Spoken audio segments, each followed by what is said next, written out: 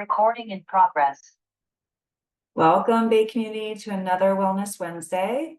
I'm Dr. Court. I'm one of the providers at Bay Community, and it's always a pleasure to have you back. So tonight, we're going to honor back to school. A lot of folks went back last week and more went back this week after Labor Day. So I thought it was important to kind of talk about a little bit of mental health and going back to school. For some of you, thinking about school for some kids can be very nerve-wracking, and you want to make sure that you are supporting your kids in the right way and you're helping them transition to back to school life, whether it's elementary school, middle school, high school, or even college. You're helping them get there in the right way. So tonight we're going to spend a little bit of time about that, and always remembering that the way we think and how we think will always be able to change our lives, right? So this is so important, especially in going back to school, and we're going to talk through some of that. So the first thing I would suggest when you're dealing with kids and going back to school is you want to promote, this healthy transition. We know returning to school can be stressful, whether it's a child's first day of kindergarten, middle school, high school, college, or it's just going back to a school they've been to before or going to a new school. All of it is going to feel a little difficult. There might be some excitement, and there's also going to be some nervousness. There's a lot of change in schedules, a lot of freedoms from the summer are going away. Bedtimes are changing, getting up times are probably certainly changing. And so your child might feel a little anxious, and we want to talk through some ways you can do that. First thing, one of the best ways to navigate life in general is to communicate, and try to communicate compassionately.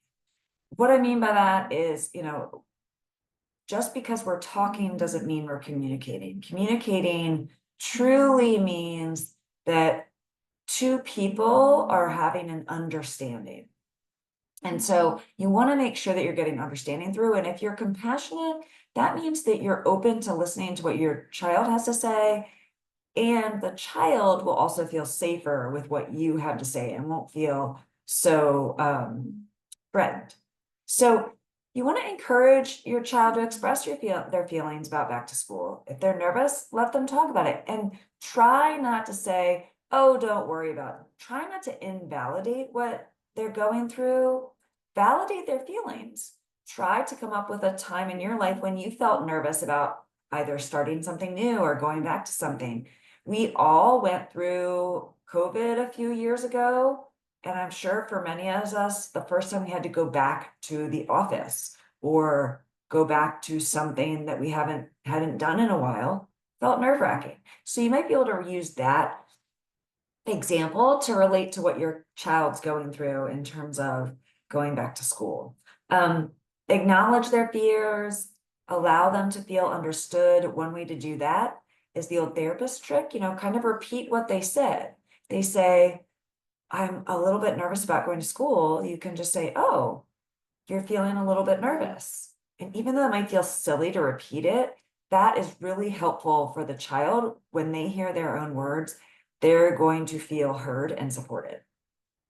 So I would also, as part of the communication, reassure them, let them know it's normal to feel a little nervous about going back to school. Even if your child thrives in school and they love that environment, it still might be nervous. Some kids are nervous because they're perfectionists and they really want to succeed. Other kids are nervous because they they don't like school, or some other kids are nervous because they don't know what to expect, because a new school year always comes with unknowns. Even if the principal's the same and all the teachers come back, usually that's not the case. Usually there's a new teacher to, usually, new school year, new classes, right? Same subject, but they're a year older, so the classes are a little bit different. So there's always change, and change can be hard. So in order to kind of balance out that change, you want to create routines. Now, I should have probably done this session a couple weeks ago and said, hey, create the routines before school starts.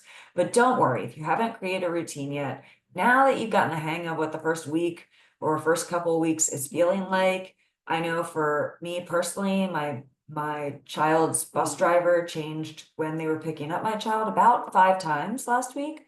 So that was definitely a growing pain. Now I think we're getting down to a core time. So now we can set some routines around that.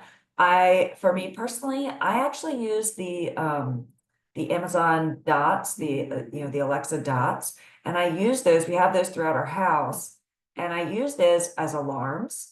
I also use them. You can set up routines in them, and you can say starting at 6 o'clock in the morning, have birds chirp, and then tell your child to go brush their teeth. You can set up a number of routines within the dot, and it will remind your child as to what to do. So for working parents of maybe middle schoolers or high schoolers where you can't stay and kind of hold your child's hand through everything, setting up routines where there are reminders that kind of pop up in the house and start talking can be great.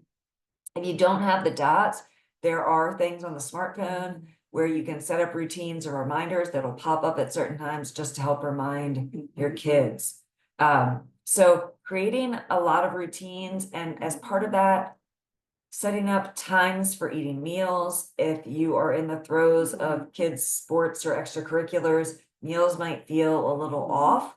So try to find at least once or twice a week when you can get together as a family, and that'll be really important. And when you do that, talk about the calendar. That is something, if you've ever been in my office before, I do talk about weekly meetings where you go over the calendar. And I find it really important because if you set it as being a time to talk about the calendar and schedules, one, everyone will be on the same page because extracurriculars calendars change too. Things come up that are unexpected, or maybe something was missed. It doesn't matter, but if you go over the calendar, work schedules change. If you go over the calendar once a week, usually sometime on Sunday works for most people, that can be really helpful. It also, the sneaky little extra there, is if it's always about the calendar, then every once in a while when something happened during the week that wasn't great, you can talk about it during calendar time. If something went that was really good that week, you can talk about it at calendar time too. So it doesn't feel like you're telling your child, hey, we need to talk. And then they're nervous and then they're defensive before they even get in the meeting or even in the conversation. If they know they're just talking about the calendar, then they're probably going to walk into that session feeling pretty relaxed. Also, helping your kids, I would say, for elementary school kids, whether they have homework or not, there might not be a ton of it, but maybe you want to set a scheduled time for them to be outside doing something. If they are middle school or high school kids, they're probably going to have homework.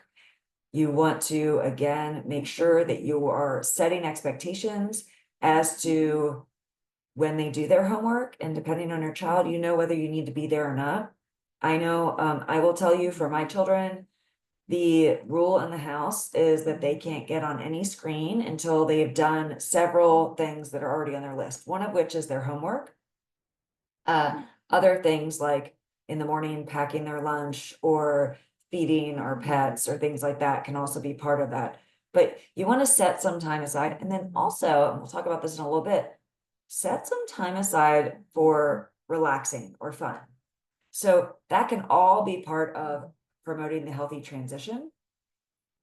Some other things, speaking of setting time aside for fun, make advanced preparations. So if possible, attend any of your scheduled school orientations, sneak a peeks, back to school nights, helping your kids get familiar with the classrooms and the layouts, meeting the teachers.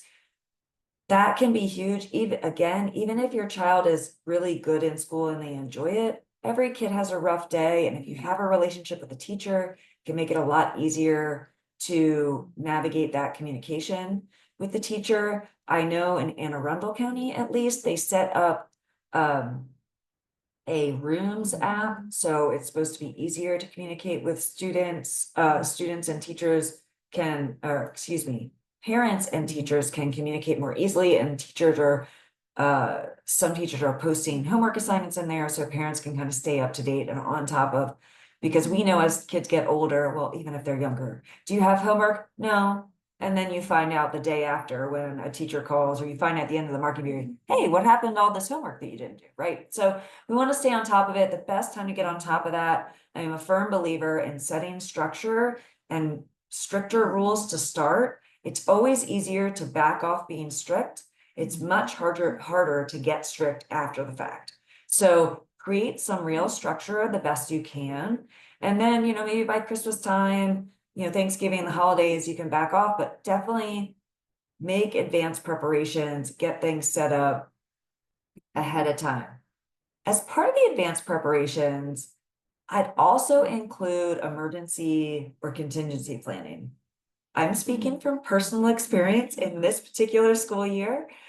First week of school, I had a new middle schooler, and my husband was not home for that week. He was traveling for work. So unfortunately, I was on my own and I had to go into work. And my son, on the third day of school, missed the bus. Not the best start to the year. Luckily, I had a really kind neighbor that ended up taking him to school. However, it created a little bit of a frenzy for a little bit when he was trying to figure out how to get to school on time and what to do, because we hadn't talked about it. It did not cross my mind. It was completely my mistake. And yes, as you can imagine, I've talked to both my kids since then to talk about, if you miss the bus, what do you do? If you need to do this. And for certain kids, whether they have cell phones or not, whatever they have to communicate, whether it's walking to a neighbor and asking. For your younger kids, make sure they have your numbers memorized and your address memorized. For older kids, make sure that they have the important numbers in their phones and talk to them about it. Because even older kids, high school kids, they might know what they're supposed to do, but if you explicitly tell them, they can't say, oh, I forgot, or you never told me that, right? Tell them, nope, beginning of the year, like, if you miss the bus, this is exactly what you're going to do. And don't leave any room, to get around that. So, okay. So also create events to look forward to. I know this might seem difficult, and yes, this does sound like vacation, and this probably sounds like I just came from this. I just came from tons of this. However, kids are nervous about the school year. They're nervous about their grades. Talk about something maybe in late September or October. Hey, we're going to go on a camping trip, or we're going to go visit, some friends of the family or something. It doesn't have to cost a lot of money. It can be simple. But put some things out there that are fun and not pressure oriented, because they're still kids and they still need downtime and they still need time to just play and relax and have fun. And especially if you plan it ahead of time, it can be screen free. So think about doing some things like that. So how are you going to actively support your kids? Well, encourage in-person interactions. What do I mean by this? A lot of kids today will get on their video games and they will interact with their friends on the video games. They're talking through a mic or something like that, but they're not meeting in person. And there is, even though chatting with your friends via a video game is better than not talking to anyone, it still doesn't have the same health benefits as seeing somebody in person. Humans are social creatures, and we're meant to learn how to make in-person connections. Even if your child is introverted or shy, encourage some small, safe situations where they are getting in-person social interactions. One thing that I do love about a lot of the public schools is they have an aftercare program. Those aftercare programs are phenomenal because it gives a chance for kids to get together where they're not in as structured of an environment, but it's still pretty structured. They get to hang out with kids their own age and play, and you're not having to set up play dates. And you don't have that, maybe in your neighborhood, you're able to set up something at some local community space where the kids meet up at the playground on Wednesdays or what have you. Or, getting kids in sports or extracurriculars are always a great way to encourage in-person social interaction. But definitely encourage this. This is going to be huge for your kids' mental health. I can tell you from, seeing youngsters through the COVID time and when we were quarantined, that their mental health plummeted among children, school-age children during this time and teenagers because of the lack of in-person interaction. So it is really important. We now understand how important it is to have those social interactions. So related to that, use the whole village. If you're not on, 50 acres all by yourself, use the village venue. Even if you are on a really big property by yourself, tap into the local church community or the school community. A lot of school communities have individual Facebook pages where they post things.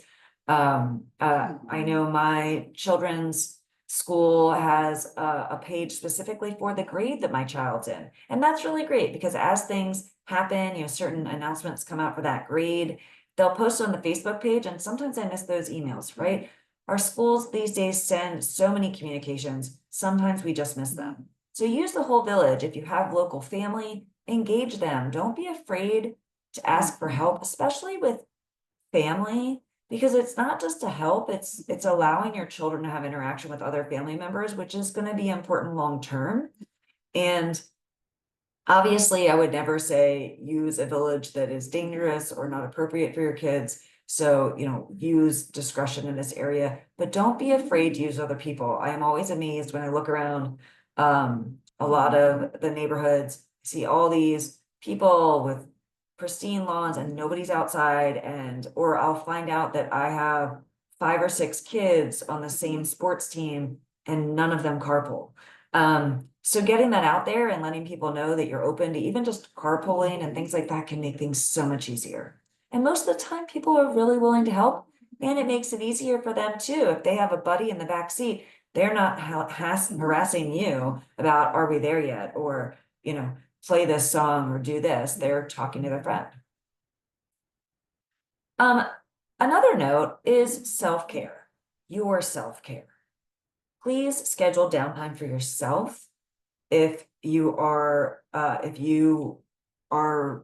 with a partner that is also parenting with you, schedule date night or time together where you can have adult time that is not involving your kids. This is important to schedule in advance too. Babysitters book up quickly. Schedule that time. Schedule downtime on your own, whether it's going for a walk in the woods. It doesn't have to cost any money. It doesn't have to be an expensive massage or a trip. It can be a walk in the woods. It can be time in your bedroom where you close the door and you put on your headphones and you just listen to music.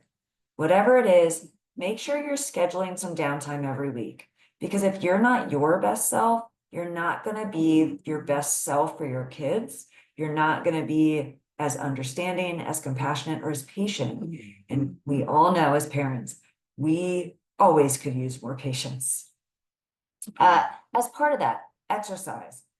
I know.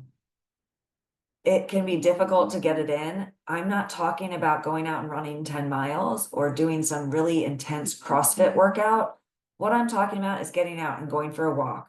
Especially right now, the weather is gorgeous. The fall is such a wonderful time to get outside. It's usually not too hot, it's not too cold, but we have a little less rain. It's a really nice time in the Mid-Atlantic to get outside. So use that time, get outside, go for walks.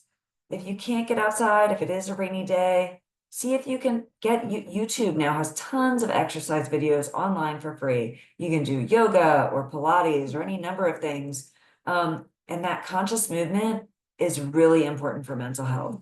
It helps raise a lot of our neurotransmitters that are important for happiness and calm and contentment.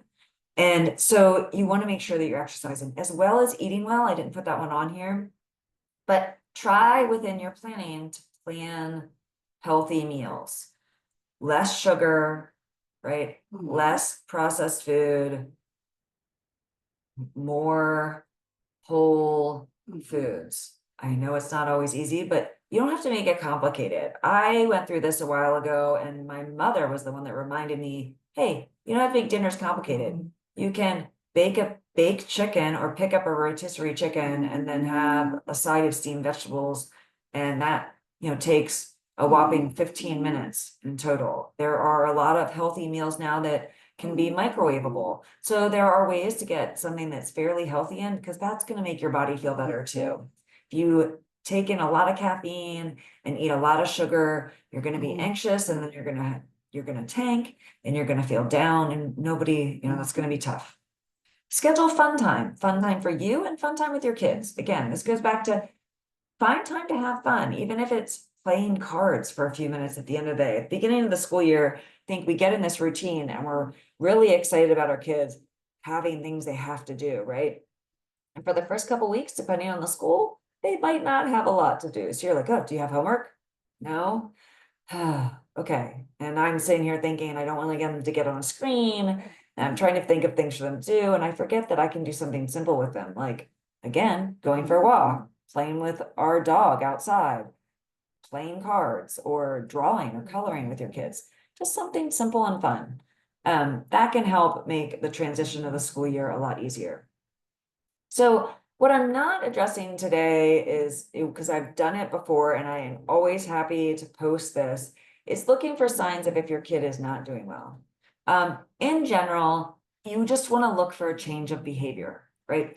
If your child, and it's not, the change in behavior is not accounted for because of something else. So what I mean is, if your child went from only practicing a sport 1 day a week to 5 days a week, and they seem more tired and they sleep a lot more, it might just be because of the exercise. Okay, so notice the change and see if it's not about something else. Notice if they're eating more or less, if they're sleeping more or less, if they seem a little bit more irritable. Yes, during the adolescent years, when kids are going through puberty, there are a lot of hormonal changes and they might seem a little bit more irritable, and that is not necessarily reason for alarm. I go back to the communication thing. Make note of it. Call the emotion out loud and say, hey, you seem really irritable or frustrated today. What's going on? They might not know, and encourage that it's okay if they don't know, especially during puberty, because they're getting on this rush of all these new hormones that they don't really know how to deal with. And so just helping them and saying, hey, when I get a little irritable, I go upstairs and listen to music, or I take a warm shower. Just try to be understandable while continuing to set boundaries. Sometimes that irritability can turn into someone yelling or shouting, and you can remind your kids, hey, I haven't done anything and I don't deserve this. So I can tell you're irritable. Please, go upstairs, figure it out. This is what I've done to bring down my irritability when I'm a little cranky. This is what I've done. And we can have a conversation about this later, right? So tabling conversations can be helpful. Try and figure that out. So, little changes, not a big deal. If there are big changes, here are some resources. SAMHSA posted this, and I thought it was really important to share.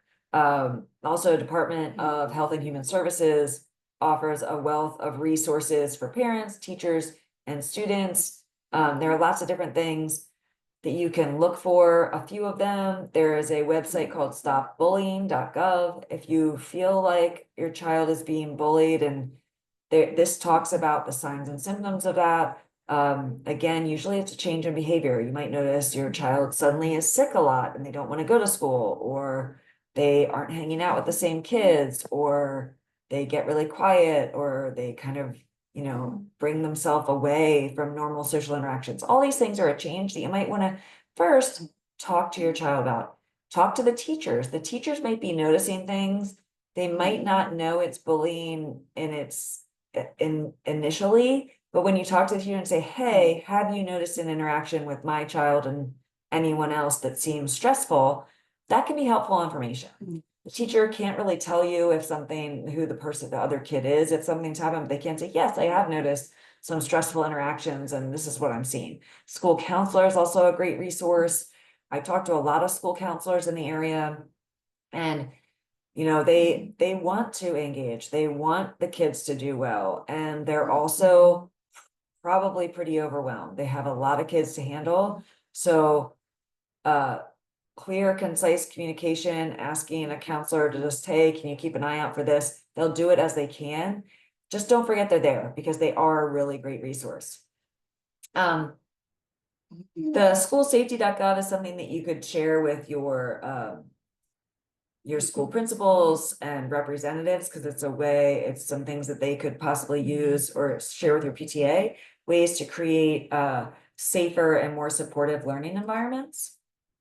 Other things like findsupport.gov is designed for the general public in mind, just to try and find information about how to get various treatments for different types of issues related to mental health, drug or alcohol problems. So this is just kind of putting a kind of an unbiased, like, this is all the different ways you could handle this out there, can be really helpful.